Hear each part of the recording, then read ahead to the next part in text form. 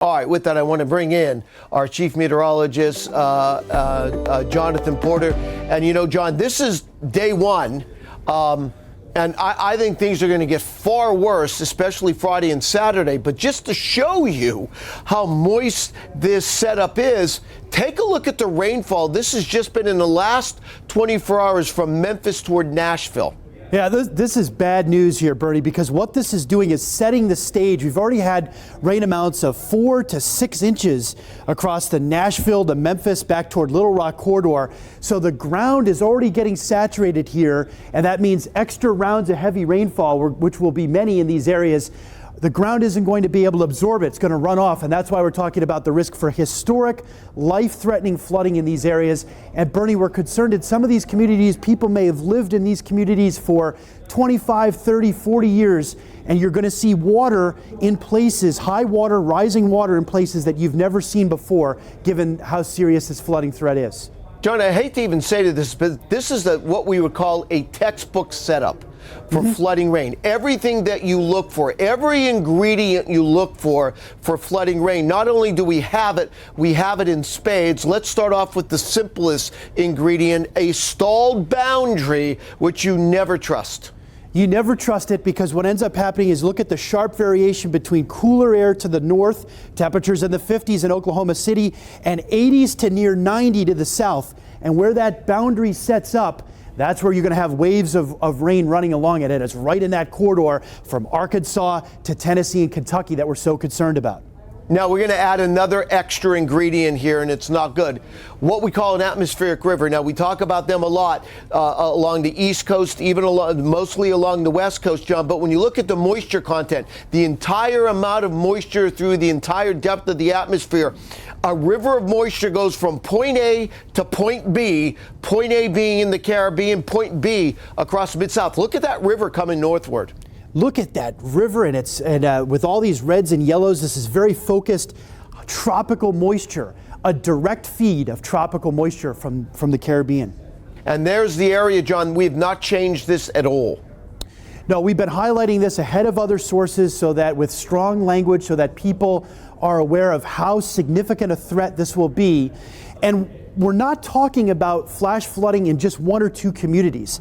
This is that we could have significant flash flooding all the way from the corridor of southern Indiana, downstate Illinois, through the Ozarks of southern Missouri, and also across northern Arkansas, and out toward Tennessee and portions of Kentucky as well. So big problems here in terms of roadways that may be closed. Watch for and avoid rapidly rising water in these areas. And in some communities, we could be talking about receiving 4 months of typical rainfall in just a matter of 5 days. All right, we talked about the air mass. I want to throw, you know what, think about the air mass now as the gasoline. Now we have a couple of matches here because our upper low is back across the Four Corners area. But what it's going to do is it's going to inject pieces out. We already have one piece across Texas. You can see all of the white and all of the green showing you the moisture in the middle and upper part of the atmosphere. There are the thunderstorms, Oklahoma City toward Dallas. And John, let's play this forward here. And while we are focusing on the flash flood threat, we're not done, I'm afraid, with the tornado threat today.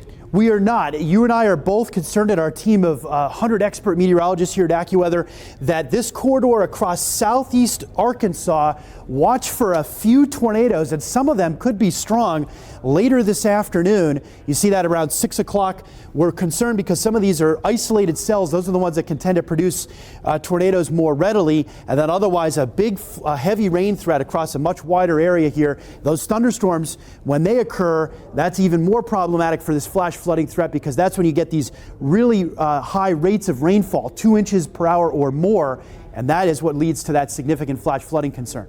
Watch that zone, Memphis to Nashville, John. It just keeps coming. Keeps coming. That's right. Keeps coming. Keeps coming. We're already getting the flooding in Nashville. That's the concern. You know, John, and then, oh, by the way, here comes the next storm in the West Texas. That sets up the threat for tomorrow. I want to go over these severe weather threats, John, and what I find just absolutely, I'm going to say it, frightening, is that the severe weather the next 3 days go over pretty much the same area beginning today.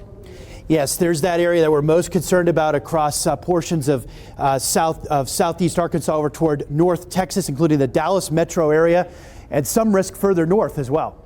Now, tomorrow's an interesting. We had a big debate about this on Map Discussion. There are those that in the office believe, including me, that tomorrow's a bigger day and that we may have to go into a high risk. I'm concerned we could see 1 to 2 dozen tornadoes. But there are others out on the floor, John, that are concerned that it may not reach that criteria. There's some conflicting parameters tomorrow, but either way, watch that corridor, especially across ports of central Arkansas to northeast Texas, southeast Oklahoma. That's where there can be a greater risk for tornadoes. And there we go then on Saturday, John. We have added the high risk.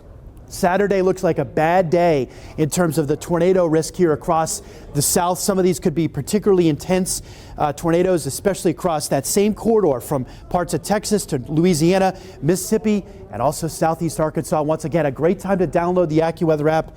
Turn on push notifications. Receiving a warning there can save your life because we deliver those warnings on average faster than any other source. As we end the show, I'm going to do something I never do. I'm going to go backward. There's the severe weather threat for Saturday. There's the severe weather threat for Friday. There's the severe weather threat for today. They all overlap, and that's why we're going to get the flooding. Stay with us.